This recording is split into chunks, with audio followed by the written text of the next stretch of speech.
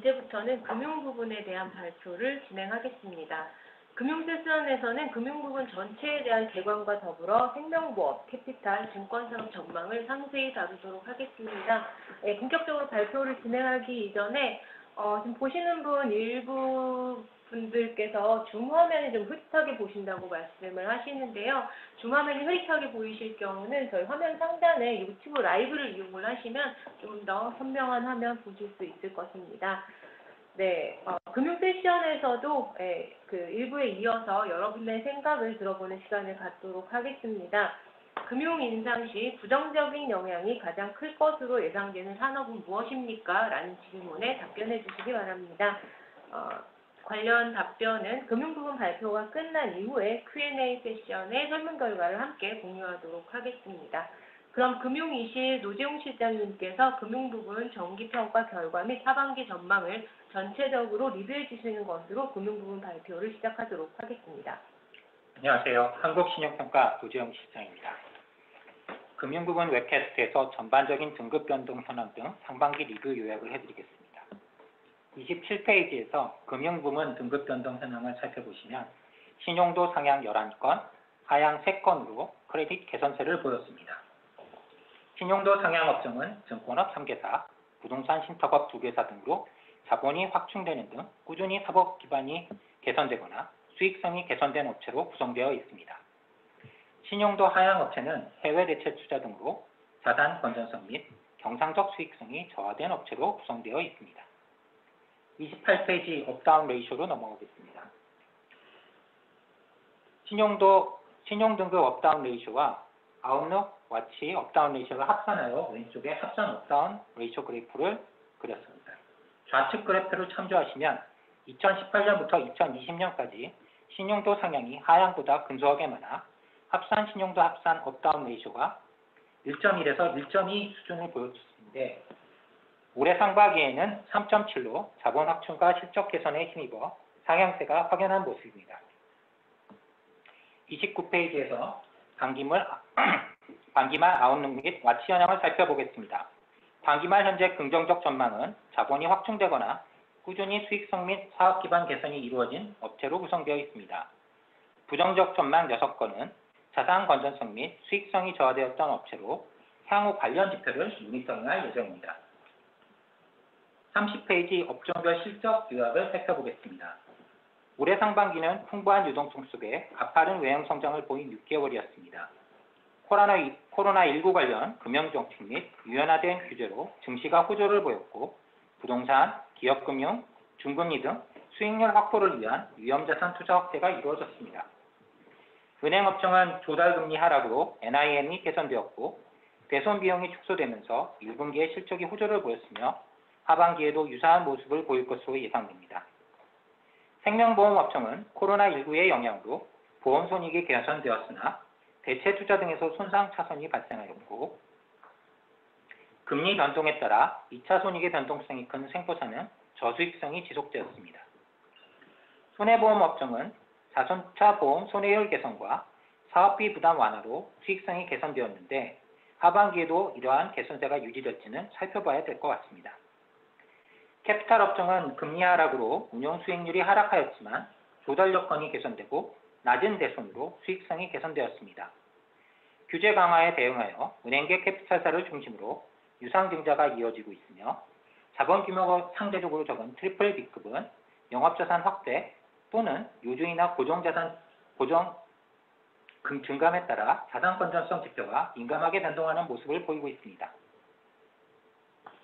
신용카드는 결제 실적과 비용 감소에 힘입어 역대 최고 수준의 이익을 시현하였으며 단기적으로 유사한 실적이 지속될 것으로 예상됩니다. 증권은 국내외 증시 강세로 역대 최고 수준의 실적을 달성하였으며 단기적으로 유사한 실적을 지속할 것으로 예상됩니다. 부동산 신탁은 지방 부동산 경기 호조로 분양률이 개선되면서 신탁사들이 수혜를 입어 실적이 개선되었습니다. 하반기에도 유사한 실적을 예상하고 있습니다. 31페이지에서 업종별 모니터링 포인트를 살펴보겠습니다. 금리 인상 논의가 있어 금리 인상이 일정 부분 예상되지만 여전히 낮은 수준이고 당국도 정책 방향을 연착륙의 목표를 두고 있어 유동성 위축은 단기적으로 그 영향이 크지 않을 것으로 예상됩니다. 다만 영업자산의 확대로 충당급 적립이나 위험관리가 미흡한 업체는 자산 건전성 지표나 조달금리가 영향받을 수 있어 모니터링할 예정입니다. 은행은 코로나19 관련 잠재 부실 가능성이 있어 대선 충당금 적립 규모를 중심으로 자산 건전성을 점검하고 디지털 금융 트렌드가 사업 구조에 미치는 영향을 살펴볼 계획입니다. 생명보험과 손해보험은 공통적으로 금리 상승이 지표에 미치는 영향과 경상적 수익성 유지 능력, 해외 대체 투자 자산 건전성, IFRS 17과 킥스와 같은 규제 변화를 살펴보고 있습니다. 캐피탈은 전반적으로 자산 건전성 지표에 주목하고 있고 A급 이하를 중심으로 조달 구조의 안전성도 지켜보고 있습니다. 신용카드는 레버리지 규제 완화가 미치는 영향, 카드 대출, 연체 전이율 등의 자산 건전성 지표, 가맹점 수수료율 재산정 과정, 중금리 대출 규제 영향 등을 살펴보고 있습니다. 증권은 코로나19로 영향받은 해외 익스포저의 자산 건전성이 회복되는지 여부와 브로커리지 이외의 사업에서 위험 익스포저를 확대하는지 여부를 점검하고 있습니다. 부동산 실적은 지방 분양 경기의 지속 여부, 자본 대비 개발 실적 익스포저 비율 등을 모니터링하면서 자산 건전성이 유지되는지를 살펴볼 계획입니다. 오늘 발표 업종 이외의 다른 업종의 자세한 내용은 당사가 7월 9일에 발표한 자료를 참고하여 주십시오. 다음은 김선영 선임연구원이 생명보험과 관련하여 발표드리겠습니다. 안녕하세요. 생명보험업에 대해 말씀드릴 김선영입니다. 우선 작년 말 인더스트리 아웃룩 당시 금융업 중 생명보험업이 유일하게 신용도 전망이 부정적이었습니다.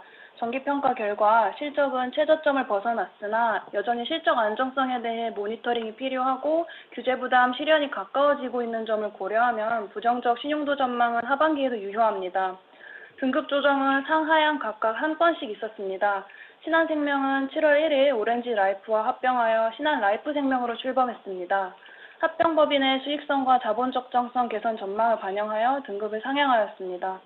동양생명에 대해서는 2019년 부정적 전망을 부여하였고 올해 등급을 하향하였습니다. 보장성 신계약 확대 실적이 부진하였고 수익구조 안정화 수준이 미흡한 점을 반영하였습니다. 실적 리뷰 결과입니다. 저성장은 지속되겠지만 실적은 조금씩 터널을 벗어나고 있습니다. 무엇보다도 보장성 위주로 영업 전략이 재편되면서 장기적으로 보험이익 개선이 기대됩니다. 실제로 왼편 그래프 하단에 보시면 보장성 수익보험료는 꾸준한 증가세를 보이고 있습니다.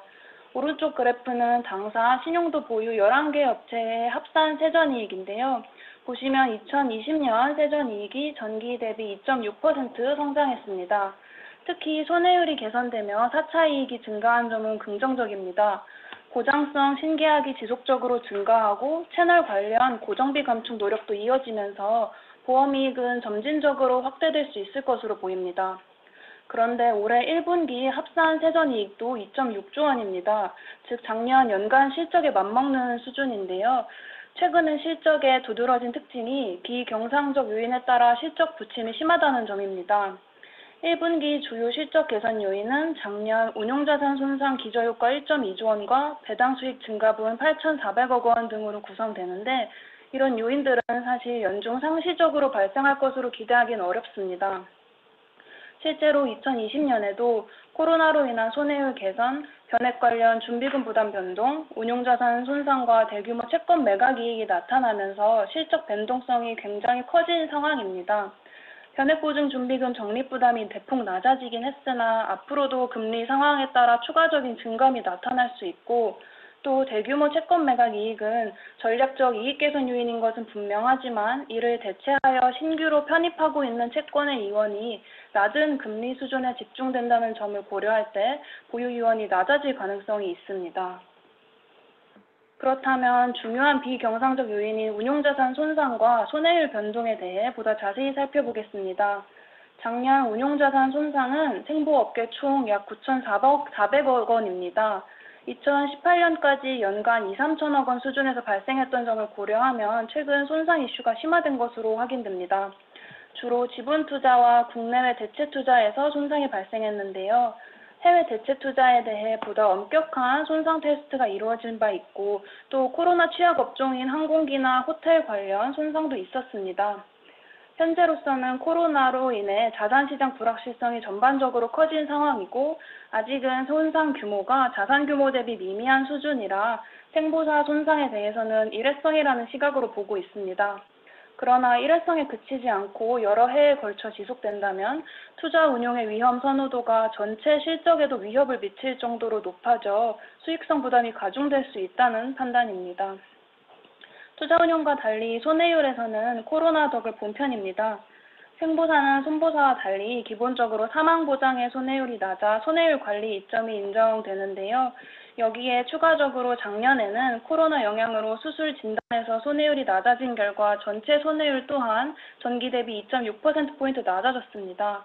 이런 효과는 올해 1분기까지도 지속되고 있습니다. 그렇지만 이런 손해율 개선 효과가 영구적이라고 볼 수는 없습니다. 주력 판매 상품이 손해율이 비교적 높은 수술 진단 보장을 포함하는 경우가 많고 또 보통 중증도 이상의 비교적 무거운 성격의 질병이 보장되고 있기 때문에 그렇습니다. 이러한 상품의 성격이 손보사와 생보사의 손해율 차이가 발생하는 주된 이유라고 보시면 되겠습니다. 코로나가 점차 진정되면서 의료 서비스 이용이 회복되고 주요 보장들의 손해율은 종전 수준까지는 다시 높아질 것으로 보입니다. 다만 최근 국면을 볼 때 코로나가 완전히 사라지기는 어렵고 마스크 착용이 생활화되면서 질병 발생이나 보험 청구 양상은 팬데믹 이전과는 다르게 나타날 가능성도 있습니다. 빅 이벤트인 2023년 IFRS 17과 킥스 도입을 앞두고 있습니다. 규제 영향은 크게 두 가지인데요. 보험부채 시가평가로 인한 순자산 감소와 요구자본 증가로 인한 지급여력 비율 하락입니다. 그런데 금리 상승으로 규제 부담 완화에 대한 기대가 있습니다. 실제로 부채 시가평가로 인한 절대적 자본 부담이 일부 작아질 것으로 기대되고 손익 관점에서도 장기에 걸쳐서는 보유 이원 개선을 기대할 수 있게 됩니다.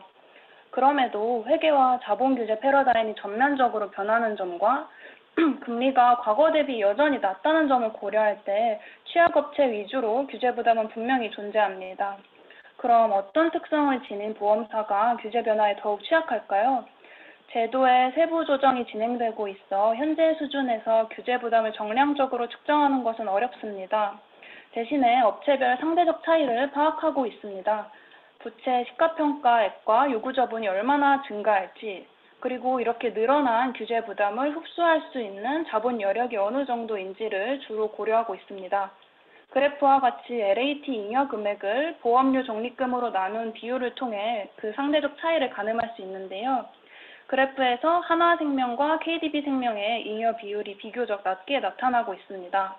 하나생명은 장기 고금리 확정형 비중이 높은 대형사 중 비교적 자본 여력이 낮은 편이고 또 KDB생명은 저축성 위주 영업력으로 인해 보장성 신계약 확보 능력이 중하위권인 업체에 속하는데 그 중에서도 지배구조 개편이 맞물리면서 자본 여력이 낮은 편입니다. 규제 영향이 신용도에 반영되는 시점에 대해서도 관심이 많습니다. 하반기에 금감원에서 IFRS 17과 관련된 사전 공시 모범 사례를 공개할 예정이며 차차 업체별로도 공시될 것으로 기대됩니다. 킥스 또한 영향평가를 거쳐 내년에는 감독 규정 마련까지 완료될 예정입니다. 당사는 신회계 기준 사전 공시와 킥스 최종 내용을 확인하는 대로 업체별 규제 부담을 신용도에 반영할 계획입니다. 그리고 장기적으로는 안정적으로 보험 이익을 창출하는 능력과 금리와 같은 통제 불가능 요인에 대해서는 민감도를 낮추는 능력이 중요한 보험사 신용도 결정 요인이 될 것입니다. 그 외에도 최근 확대하는 수술, 진단보장의 손해율 추이를 통해 보장성 보험의 퀄리티를 모니터링하고 있습니다. 또한 GA 채널의 중요성이 부상하고 재판 분리 움직임이 이어지면서 보험 판매 주도권과 채널 효율성 변화가 예상됩니다. 투자 운용에 있어서는 안정성을 중심으로 평가하고 있습니다. 자산과 부채 듀레이션 매칭이 전제된 운용 패턴이 향후에도 시장 변화를 견딜 견고한 체력이 될 것입니다. 주요 모니터링 업체는 부정적 전망이 부여된 하나생명과 하향 검토에 등록되어 있는 KDB생명입니다. 자세한 내용은 아래 내용 참고 부탁드리며 이것으로 생명보험은 마치겠습니다. 다음으로 캐피탈업에 대해서 윤소정 선임연구원이 발표하겠습니다. 네, 안녕하십니까. 캐피탈 산업을 담당하고 있는 윤소정 선임입니다. 2021년 상반기 기준 당사가 평가하고 있는 캐피탈사 등급 전망은 현재 모두 안정적입니다. 정기평가 진행 결과 등급 조정은 한 건 있었으며 OK캐피탈 신용등급이 BBB 플러스 긍정적에서 A- 안정적으로 상향되었습니다. 그 사유는 부동산 관련 기업금융 사업 기반이 확대되면서 영업 안정성이 제고되고 전반적인 재무지표가 개선되었기 때문입니다. 캐피탈사 최근 실적 리뷰 결과입니다. 캐피탈업은 2020년 초 금융시장 내 유동성 경색으로 일시적으로 조달 환경이 악화된 바 있었습니다. 다만 이후 금융당국의 빠른 정책적 지원 조치로 시장이 안정되면서 수익성은 전년 수준을 유지할 수 있었습니다. 아래 왼쪽 그래프에서 보이는 것처럼 연간 2% 내외의 영업이익률을 유지하고 있으며 2021년 1분기에도 수익성이 개선되었습니다. 그 이유는 운용수익률은 하락세가 이어지고 있지만 저금리와 풍부한 유동성 등 우호적인 조달 환경이 지속되고 대손부담률도 낮은 수준에서 유지되었기 때문입니다. 이렇게 개선된 수익성을 바탕으로 자본적정성 지표도 안정적으로 유지되었습니다. 캐피탈사의 경우 레버리지 규제 강화 방안이 발표되었는데요. 현행 10배에서 내년부터 2024년까지 9배, 2025년 이후에는 8배로 축소하여야 합니다. 아래 오른쪽 그래프에서 보실 수 있듯이 주로 은행계 캐피탈사 위주로 레버리지 배수가 8배를 상회하고 있습니다. 다만 최근 JB우리, 신한, BNK 캐피탈이 유상증자를 실시하면서 적극적으로 규제에 대응하고 있고 은행금융 지주의 충분한 추가 출자 여력을 감안했을 때 자본비율 관리가 안정적으로 이루어질 것으로 보고 있습니다. 이어서 캐피탈사 하반기 전망에 대해서도 살펴보겠습니다. 캐피탈업권은 저수익 구조에 대응하여 포트폴리오 변화를 보이고 있는데요.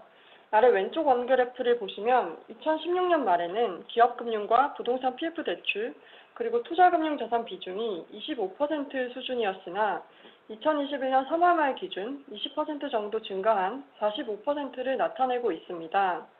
반면 캐피탈사의 자동차 금융 자산의 경우 카드사와의 경쟁 상황에 놓이면서 비중이 점차 축소되고 있습니다. 이 기업대출과 투자금융 자산은 상대적으로 고수익이지만 위험 수준이 높고 건당 평균 잔액도 큰 편이기 때문에 한 건이라도 부실화될 경우 대손부담이 더욱 크게 발생하는 등 향후 이익 변동성이 높아질 가능성이 존재합니다. 또한 금융규제 유연화 조치 종료 시점에 주목할 필요가 있습니다. 현 시점에서는 9월 30일로 종료 예정이기는 하나 최근 다시 코로나 확산세가 심화되면서 이 시기는 변동 가능성이 있을 것으로 보입니다. 다만 종료 시점에는 지금까지 이연된 자산 부실 위험이 현실화되면서 건전성 지표가 다소 저하될 수 있습니다. 오른쪽 그래프는 여신 종류별 건전성 지표 추이입니다. 보시면 코로나 발생 이후에도 연체율이나 요주이하 비율이 하락세를 보이고 있습니다. 금융규제 유연화 조치 대상이 아니었던 오토론 연체율 정도가 전년도 말 수준을 유지한 모습입니다. 코로나로 인해 소상공인과 중소기업 등의 실질적인 영업 환경이 크게 개선되지는 않은 점 등을 감안했을 때 현재 건전성 지표로는 내재된 자산 부실 위험을 정확히 포착하기 어려운 상황입니다. 업체별로 포트폴리오 구성과 리스크 관리 수준에 따라 건전성 지표의 향방이 차별화될 것 같습니다. 또 다른 이슈는 금리입니다. 최근 금리 상승 시그널이 점점 강화되는 등 수신 기능이 없는 캐피탈업권 특성상 업계 전반의 조달 비용은 상승할 것으로 전망합니다. 특히 AA급보다는 시장성 조달 비중이 높고 계열의 크레딧 라인 확보가 어려운 A급 이하 캐피탈사 실적과 조달 구조 안정성이 더 영향을 받을 수 있습니다. 당사는 단순히 금리 상승이 미칠 영향보다는 그 속도에 주목하고 있습니다. 아래 오른쪽 그래프를 보시면 코로나 발생 이후 역대 최저로 낮은 0.5%의 정책금리가 이어지고 있는 가운데 2020년 3월 일시적으로 스프레드가 확대되었지만 현재 시점에서는 코로나 이전 수준으로 복귀한 상황입니다. 현재까지 금리 오름세를 일부 반영했음에도 각 등급별 조달 스프레드는 비교적 안정적으로 유지되고 있습니다. 만약 금리가 완만히 오른다면 A급 이하 캐피탈사라고 하더라도 늘어날 대손 부담과 조달 비용을 일정 수준 이익 규모 내에서 감내할 수 있을 것으로 보고 있습니다. 다만 만약 금리가 급격히 오른다면 A급 혹은 트리플 B급의 경우 높아질 대손 부담에 더해 조달 비용이 가중되어 재무 안정성에 큰 부담으로 작용할 수 있습니다. 이와 같이 캐피탈업권의 크레딧 이슈로는 당면에 있는 금리 인상과 유동성 회수 속도에 따라 차별화될 신용도 영향을 점검하는 것입니다. 하지만 현 시점에서는 금리 인상이나 유동성 회수 속도가 완만할 것으로 기대되어 자산 건전성 지표나 투자자 심리 변화에 있어 변동성은 크지 않을 것으로 보고 있습니다. 주요 관전 포인트입니다. 업권 전반적으로 규제 강화와 경쟁 심화라는 환경에 놓여 있음에도 불구하고 적극적인 포트폴리오 변화가 이루어지고 있고 여전히 낮은 금리 환경과 대손율을 바탕으로 현 수준의 수익성이 유지될 것으로 전망합니다. 또한 하반기 건전성 저하 가능성이 존재하지만 건전성 지표의 연착륙을 유도하는 금융당국의 지원 정책을 감안하면 신용도 하락 가능성은 제한적이라고 판단합니다. 다만 당사는 다음 세 가지 산업 요소에 대해 점검할 계획입니다. 차주 산업군과 신용도에 따라 코로나 장기화로 인해 누적된 피해 영향이 건전성 지표로 표출될 가능성과 자본을 통해 충분한 손실 완충력을 확보하고 있는지, 그리고 금융시장 변동성 확대에 따른 조달구조 안정성을 살펴보려고 합니다. 마지막으로 주요 모니터링 업체는 현재 안정적 등급 전망을 유지하고 있지만 수익성과 건전성 중심으로 점검이 필요한 현대커머셜, JT캐피탈, 롯데오토리스입니다. 이상 캐피탈업에 대한 설명을 마치며 증권업에 대해서는 이재우 수석이 발표해 주시겠습니다. 안녕하십니까. 증권업을 담당하고 있는 이재우 연구원입니다. 우선 증권업 등급 변동 현황에 대해 설명드리겠습니다. 2021년 상반기 증권사 중 등급 및 전망이 하향된 업체는 없었습니다. 반면 3개 업체의 등급 및 전망을 상향하였습니다. BNK투자증권의 단기 등급을 A2 플러스에서 A1으로 상향하였고, IBK, 유안타증권의 등급 전망을 A 플러스 안정적에서 A 플러스 긍정적으로 상향하였습니다. BNK와 IBK 투자증권은 유상증자를 바탕으로 사업 기반이 확대되고 우수한 재무 안정성을 유지할 것으로 예상이 되는 점을 반영하였습니다. 유안타증권은 피어 대비 우수한 자본력을 갖추고 있고 보수적인 위험 관리가 이루어지면서도 수익성이 개선되는 추세를 고려하였습니다. 그럼 증권업 최근 실적을 리뷰하고 하반기 전망에 대해 설명드리겠습니다. 20년 그리고 21년 상반기 증권사는 우호적인 업황에 힘입어 매우 우수한 영업 실적을 달성하였습니다. 20년 상반기에는 금융시장 변동성이 커지며 수익성 저하 우려가 높았으나 이후 금융시장의 안정화를 찾고 유동성 증가로 주식, 부동산 등 자산시장이 크게 화랑을 띠며 증권사는 우수한 수익성을 시현하고 있습니다. 아래 그래프를 보시면 21년 1분기 증권사의 순이익은 2.7조 원, ROE는 17.8%로 영업실적이 매우 우수하였고 21년 상반기의 합산 실적은 2019년 이전의 연간 순이익을 상회할 것으로 예상합니다. 주가지수가 최고치를 경신하는 등 주식시장 강세 지속이 자기 매매와 투자중개 부문의 실적 증가로 연결되고 있고 부동산 PF 호조와 IPO 시장 화랑 등에 힘입어 IB 부문 수익도 증가하는 추세입니다. 재무 안정성 측면을 살펴보면 리스크 관리 강화를 통해 재무 부담이 완화되고 있습니다. 20년 초까지만 해도 증권업은 대형사를 중심으로 위험 투자를 가장 빠르게 확대해온 업권이었습니다. 시장 내 위험 선호 형상이 커진 현재 역설적으로도 증권업은 위험 인수 속도를 조절하고 있습니다. 그 이유는 20년 1분기 유동성, 신용 경색 위기의 경험 때문으로 판단하고 있습니다. 위험 익스포저가 과도했던 일부 증권사들은 금융시장 변동성이 커지자 대규모 운용 손실이 발생했을 뿐 아니라 유동성 위기를 겪었던 바 있습니다. 그 경험을 바탕으로 증권사는 현재 위험 익스포저를 축소하고 있는 추세입니다. 아래 그래프를 보시면 대형사와 중소형사 모두 조정 영업용 순자본 비율이 개선되고 있고 자체 해치 ELS와 우발부채 등의 위험 익스포저 부담도 감소하고 있습니다. 증권업의 하반기를 전망해 보자면 상반기 대비는 영업실적의 저하 가능성이 존재하지만 하반기 중에 이익이 다소간 감소하더라도 연간으로는 우수한 수익성을 유지할 것으로 전망하고 있습니다. 투자중개 부문은 거래대금이 1분기를 정점으로 감소하고 있긴 하지만 여전히 25조 원 이상의 거래대금 규모가 유지되고 있습니다. 이는 2020년 이전 거래 대금 규모의 2배 이상으로 여전히 투자 중개 부분의 수익 기여도는 높은 수준입니다. IB 부문도 우수한 실적이 지속될 것으로 전망합니다. 부동산 시장이 현재 매우 뜨거운 가운데 최근 건설 개발 확대와 맞물려 부동산 PF 관련 수익 역시 증가할 것으로 예상합니다. 또한 중단되었던 해외 대체 투자 영업이 재개될 경우 추가적인 수익 확대 역시 가능할 전망입니다. 자기 매매 부분은 상반기 대비는 이익 감소 가능성이 높을 것으로 생각합니다. 다만 작년 초와 같은 급격한 시장 충격이 없을 시에는 운용 손익의 감소는 다른 수익원을 통해 흡수 가능한 수준으로 예상합니다. 또한 자체 해지 ELS가 크게 감소하여서 대규모 운용 손실 발생 가능성도 낮아진 것으로 판단합니다. 증권업의 크레딧 이슈에 대해 설명드리겠습니다. 첫 번째는 금리 상승에 따른 영향입니다. 금리 상승이 증권업에 미치는 영향은 직접적으로는 채권 운용 이익의 감소가 있고 간접적으로는 유동성 축소로 인한 제반 영업 환경 악화의 우려가 있습니다. 다만 과거 이력을 살펴봤을 때 예측 가능한 완만한 금리 상승의 영향은 업권에 제한적이었습니다. 최근 금리 상승 우려가 컸던 20년 4분기와 21년 1분기에도 채권 운용 관련 손실의 규모는 각각 2천억 원 이하로 증권사들은 듀레이션 관리 및 금리 해지를 통해 적절히 대응을 해온 것으로 분석합니다. 과거 시장 금리가 상승 추세였던 2017년과 2018년에도 증권사들은 양호한 영업 실적을 달성한 바 있습니다. 두 번째 크레딧 이슈는 위험 민수 기조의 변화 여부입니다. 앞서 말했듯이 증권사들은 현재 위험 민수 속도를 조절 중입니다.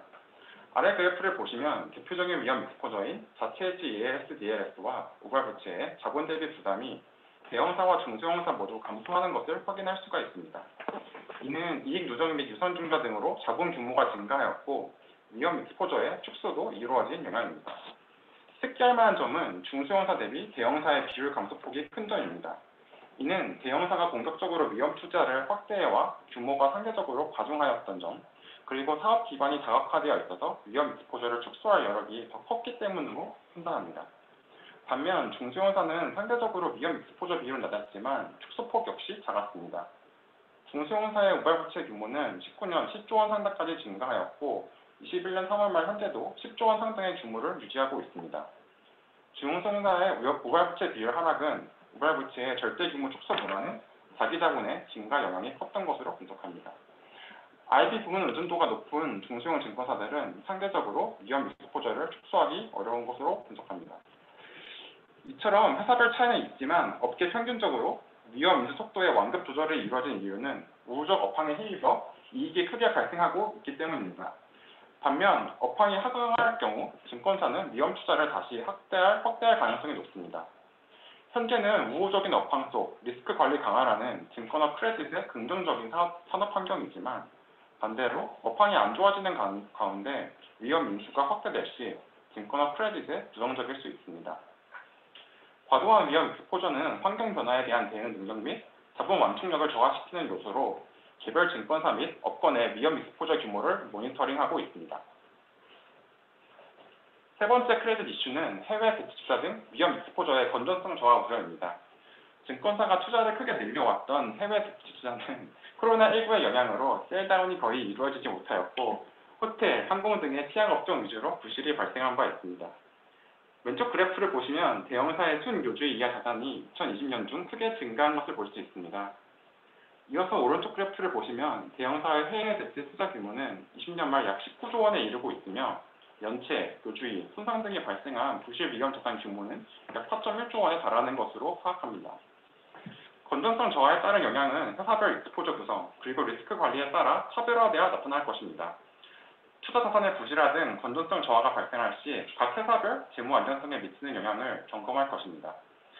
해외 대체 투자 관련한 당사의 자세한 분석과 판단은 조만간 나올 스페셜 리포트를 참고해 주시면 감사하겠습니다. 증권업 관련 신용도 전망은 다음과 같습니다. 증권업 전체적으로는 우호적 업황을 바탕으로 한 우수한 수익성과 리스크 관리 강화에 따른 재무 부담 완화를 고려 시 신용 등급 하방 압력은 제한적으로 전망합니다. 세부적으로는 사업 기반을 확대하고 사업 안정성이 제고되는 중소형사들 위주로 신용 등급 하향 가능성이 높은 것으로 판단합니다. 반면 대규모 투자 손실이 발생하거나 금융상품 불안전 판매와 같은 리스크 관리 실패가 재발하는 증권사는 신용도에 부정적일 것으로 판단합니다.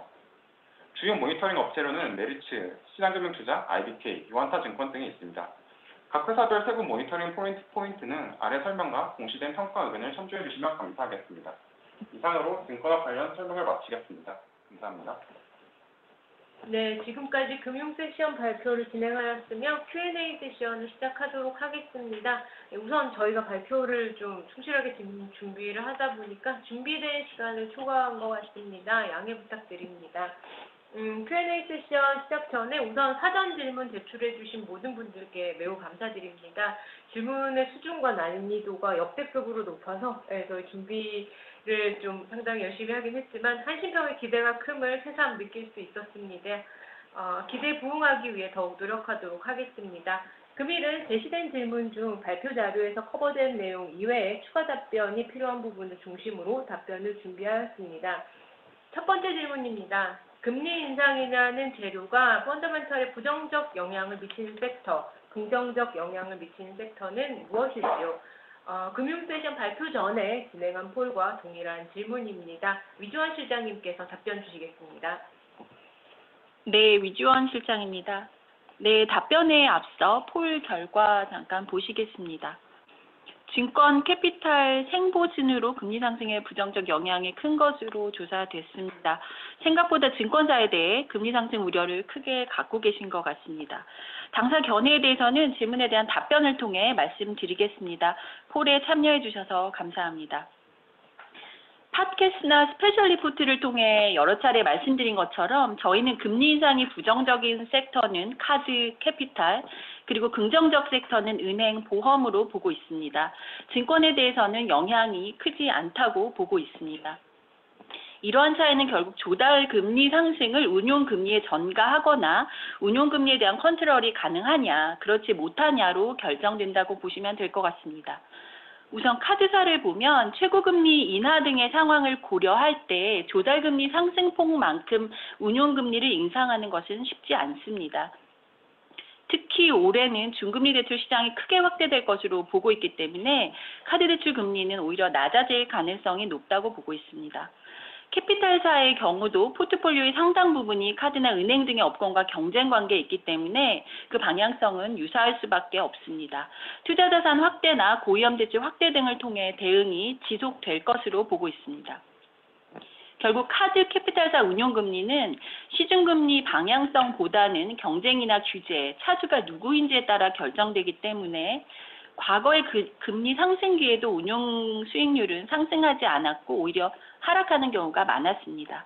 따라서 조달금리 상승에 따라서 이자 마진은 축소될 것으로 보고 있습니다. 긍정적 섹터로는 은행과 보험을 들 수 있습니다. 은행은 NIM 개선이 예상되고 보험의 경우에도 보유원 개선, 경제적 자본 증가가 가능하기 때문입니다. 다만 앞에서도 언급됐다시피 보험의 경우에 이런 실질적 효과와 회계적 방향성이 다소 다른 측면이 존재합니다.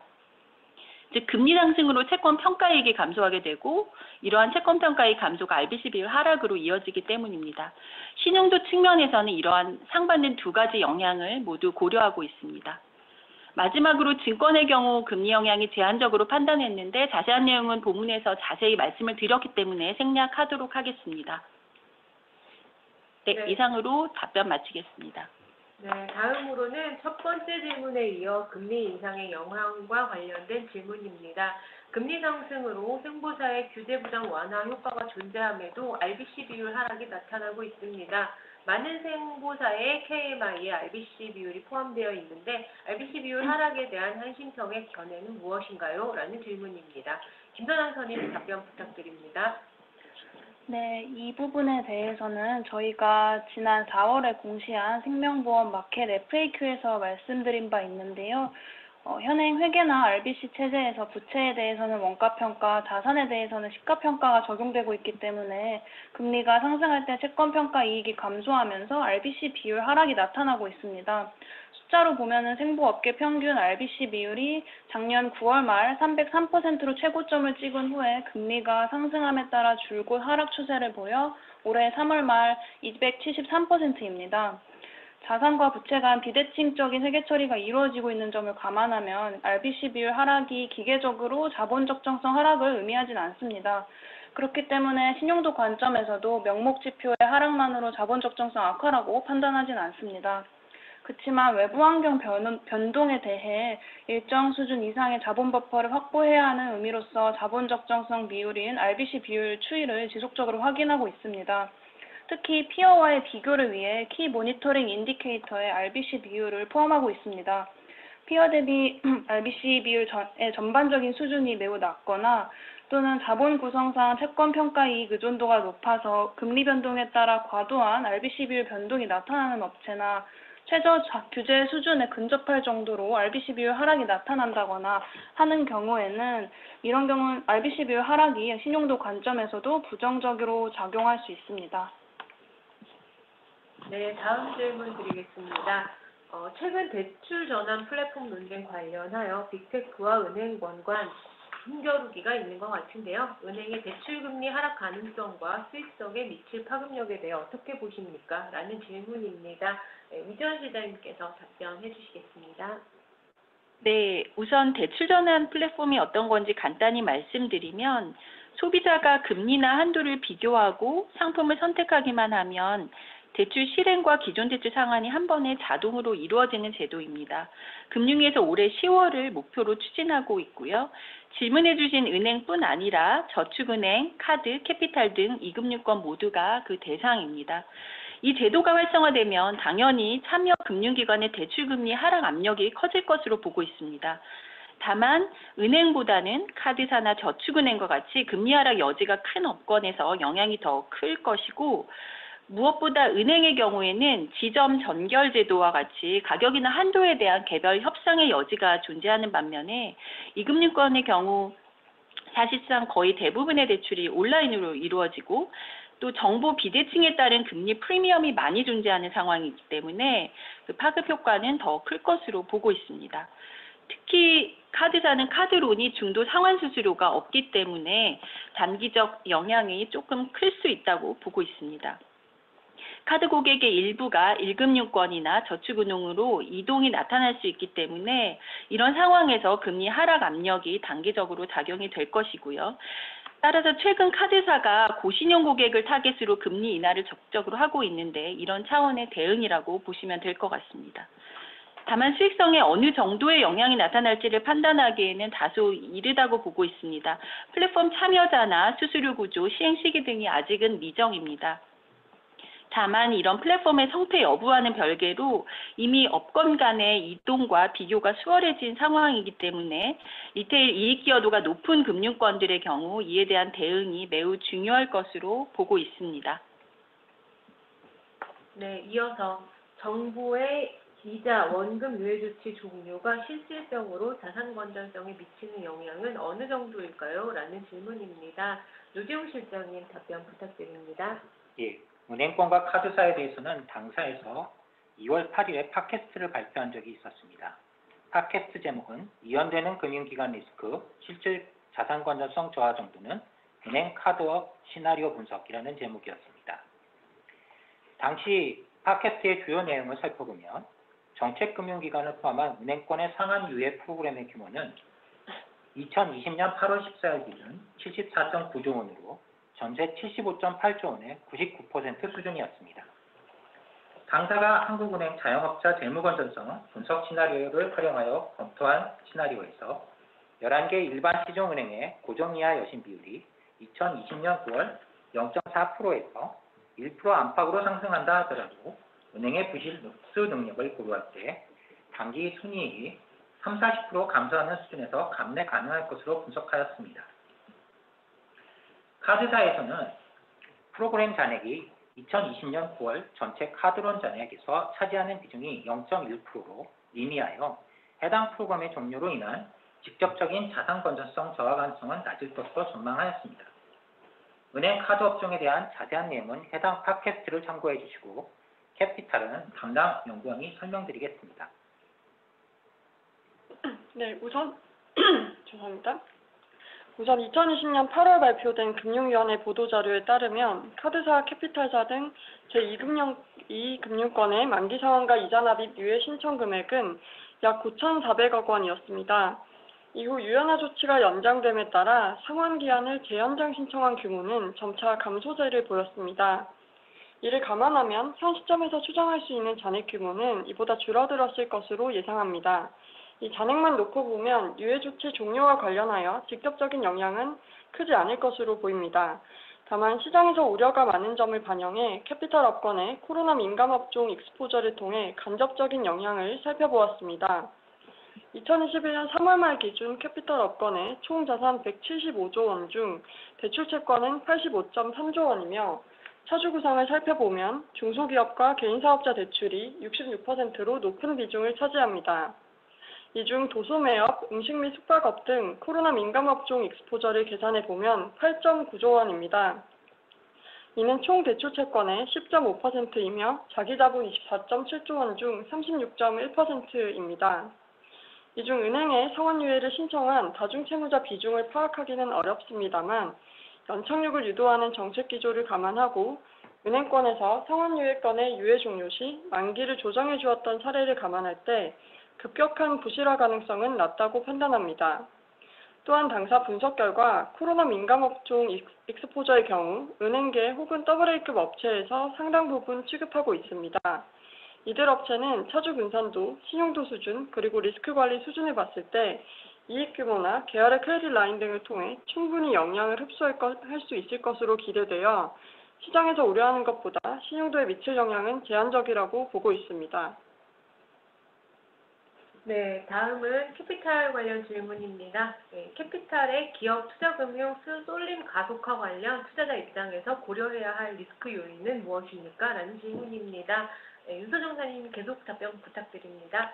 네, 현재의 규제 환경과 영업 환경을 감안했을 때 캐피탈 업권의 기업 및 투자금융 자산 확대 추세는 지속될 것으로 전망하고 있습니다. 이와 관련하여 투자자 입장에서 고려해야 할 리스크 요인은 크게 세 가지로 설명드릴 수 있습니다. 첫째, 취급 역량과 사후관리 수준 등에 대한 불확실성입니다. 특히 취급 업력이 길지 않은 회사가 빠르게 해당 자산을 확대할 경우 취급 자산에 대한 리스크 요인 점검이 필요합니다. 기업금융과 투자금융 자산은 간접 투자 비중이 높고 컨소시엄 형태로 취급하는 경우가 많기 때문에 업체에서 자체적으로 사전 리스크를 통제하고 관리하는 데 어려움이 있을 수 있고 블라인드 펀드 비중이 높아 취급건별로 개별적 리스크 요인을 점검하는 데는 어려움이 있습니다. 둘째, 이익 창출력과 자기자본 규모가 미흡한 중소형사 캐피탈사의 경우 거액 익스포저 부담이 확대될 수 있습니다. 자기자본 대비 거액 익스포저 비중, 저희는 당사는 거액을 자기자본의 3%로 잡고 있는데요. 이 비중이 높은 업체 중심으로 점검이 필요합니다. 셋째, 투자금융 자산의 이익 변동성입니다. 특히 대체 투자의 경우 부동산, 원자재 등 자산군이 다변화되는 추세지만 코로나와 같은 예기치 못한 이벤트 발생 시 혹은 금융시장 변동성이 심화될 경우에는 이익 변동성이 확대될 수 있습니다. 해외 대체의 경우에는 해당 자산이 정상화되거나 매각되기까지에는 장기간 소요되는 경우가 많아 건전성 지표에도 영향을 미칠 수 있습니다. 당사는 캐피탈사 기업금융 및 투자금융 확대 추세와 관련하여 2021년 2월 팟캐스트를 통해 리스크 요인을 상세히 분석한 바 있습니다. 추가적으로 궁금한 점이 있으실 경우 해당 팟캐스트를 참조해 주시면 감사하겠습니다. 네, 계속 이어서 증권 관련 질문 드리겠습니다. 증권사의 경우 모바일 부채가 최근에 많이 줄어든 것 같은데 이유가 궁금하고 또한 모바일 부채 중 PF 비중에 대해 알고 싶습니다. 라는 질문입니다. 이대수성님 답변 부탁드립니다. 네, 앞서 설명드린 바와 같이 증권사의 모바일 부채 부담은 과거 대비 감소하고 있습니다. 업권 전체적으로 모바일 부채 부담 감소 이유는 크게 세 가지 측면에서 살펴볼 수 있습니다. 첫째, 유동성 및 신용 경색 위기를 겪으면서 증권사들이 리스크 관리를 강화하고 있습니다. 또한 해외 대체 투자 셀다운이 이루어지지 않고 투자 자산의 건전성 저하 우려가 남아있는 가운데 신규 모바일 부채의 취급 속도를 조절하고 있는 것으로 보고 있습니다. 둘째, 우호적인 업황 도래가 모바일 부채 감소에 기여를 하는 것으로 판단합니다. 모바일 부채 등 증권사가 리스크를 크게 부담하는 영업을 하지 않더라도 우수한 영업 실적을 달성하고 있기에 무리하게 위험 인수를 할 요인이 낮아진 것도 하나의 원인입니다. 세 번째로 감독당국의 규제 강화도 하나의 이유로 분석합니다. 대부분의 증권사가 현재 규제 비율 대비 여유가 있지만 규제에 선제적으로 대응하는 차원에서 모바일 부채를 관리하는 측면도 있는 것으로 판단합니다.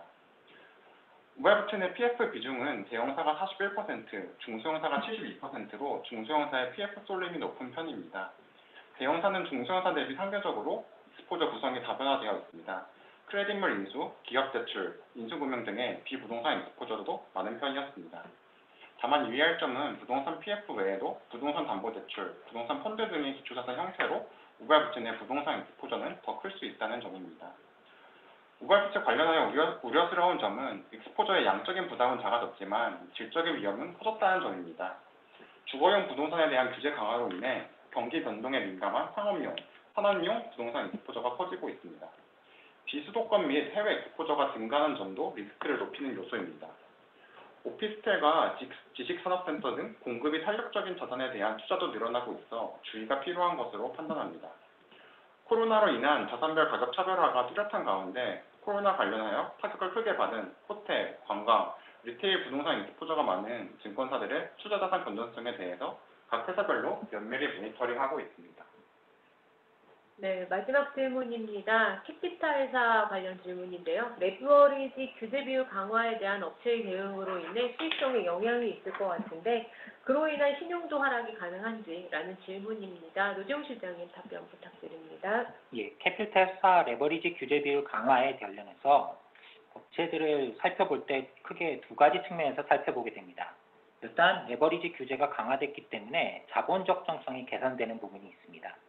특히 최근 레버리지 규제에 근접한 레버리지를 갖고 있는 주로 은행계, 자동차 금융 중심의 캐피탈사들은 유상증자를 통해서 사업 규모를 확장하거나 유지하려고 노력을 하고 있습니다.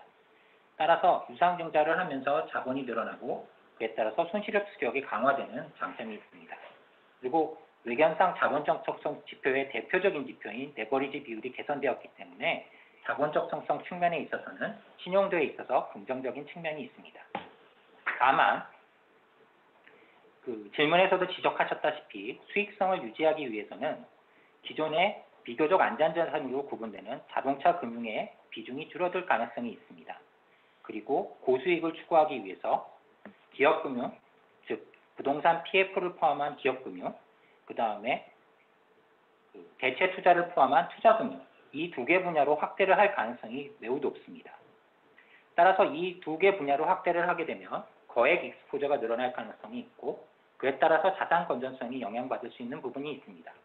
다만 앞서 말씀드린 대로 유상증자를 통해서 자본 규모를 확충하였기 때문에 저희가 앞서 제시한 자기자본의 3% 정도라는 룰로 접근을 할 경우에 기업금융과 투자금융에 대해서 이제 손실을 감내할 수 있는 능력도 대폭 확대된 걸로 볼 수 있습니다.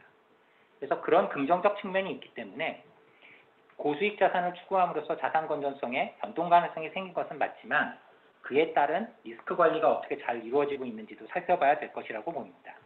따라서 일률적으로 레버리지 규제 강화에 따라 고수익 자산을 추구한다고 해서 신용도가 하락한다고만 볼 수는 없는 것 같고요.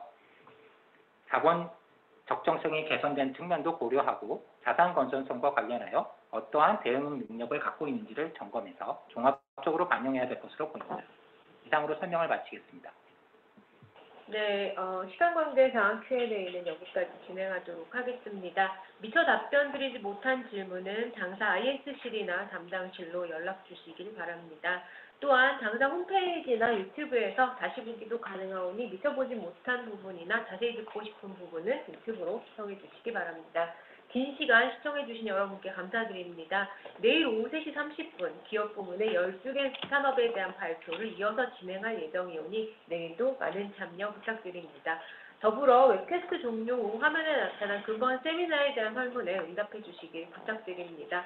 다시 한번 귀한 시간 내어주신 참석자 여러분들께 감사 말씀드리며 내일 다시 찾아뵙도록 하겠습니다. 감사합니다.